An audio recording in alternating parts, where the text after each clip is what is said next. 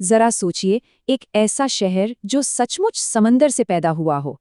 जी हाँ, आज हम बात कर रहे हैं मुंबई की और उसकी इसी अविश्वसनीय कहानी की। तो सवाल ये है कि 7 अलग-थलग से द्वीप दुनिया के सबसे घनी आबादी वाले शहरों में से एक बन कैसे गए? यकीन मानिए, इसकी कहानी हमारी सोच से कहीं ज्यादा दिलचस्प और हैरान करने वाली है।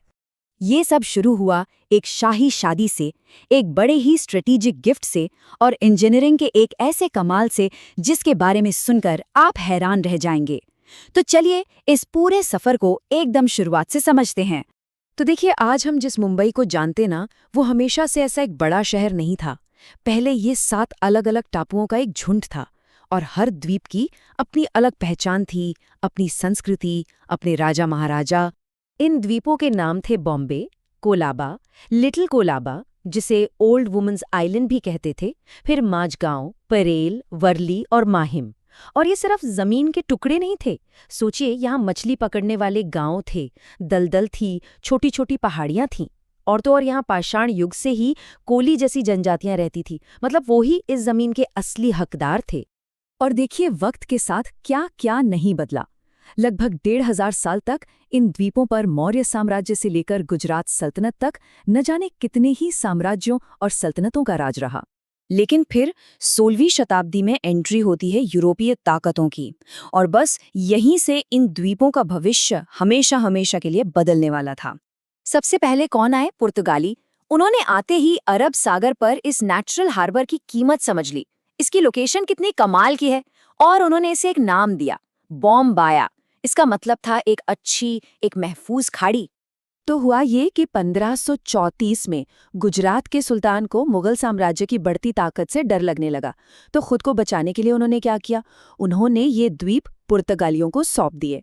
ये एक तरह का डिफेंसिव मूव था, जिसने यहाँ लगभग 100 साल के पुर्तगाली राज की शुरुआत कर दी। अब कहानी में एक बहुत ही मजेदार मोड़ आता है। ये द्वीप पुर्तगालियों से अंग्रेजों के पास गए, पर किसी लड़ाई से नहीं, बल्कि एक शादी की वजह से। ये शादी थी इंग्लैंड के राजा चार्ल्स द्वितीय और पुर्तगाल की कैथरीन की। पर ये कोई लव स्टोरी नहीं थी, बल्कि ये तो एक प्योर पॉलिटिकल डील थी। डच लोगों की बढ़ती ताकत से पुर्तगाल परेशान था और उन्हें अंग्रेजों का साथ चाहिए था। तो इस डील को पक्का करने के लिए दहेज में, जी हाँ, दहेज में बॉम्बे के ये 7 द्वीप दे दिए गए। और इससे आप अंदाजा लगाइए कि उस वक्त इन द्वीपों की क्या ही कीमत समझी गई थी। 1668 में राजा चार्ल्स द्वितीय ने ये पूरा का पूरा द्वीप समूह ईस्ट इंडिया कंपनी को लीज पर दे दिया। जानते हैं कितने में? सिर्फ 10 पाउंड सोने के सालाना किराए पर।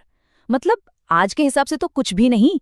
जो भविष्य पुर्तगालियों को इन द्वीपों में नजर नहीं आया, वो अंग्रेजों ने साफ साफ देख लिया था।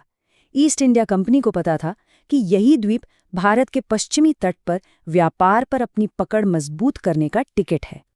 तो अब अंग्रेजों के पास द्वीप तो आ गए, पर अगला बड़ा काम था इन्हें एक करना। और यहीं से ईस्ट इंडिया कंपनी ने एक ऐसे प्रोजेक्ट की शुरुआत की जिसने इन द्वीपों का नहीं बल्कि दुनिया का नक्शा ही बदल दिया।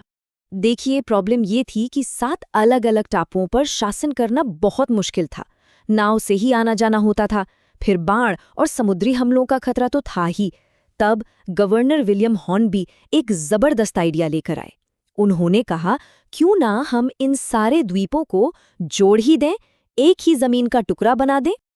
ये कोई छोटा मोटा काम नहीं था, ये एक बहुत ही बड़ा इंजीनियरिंग चैलेंज था।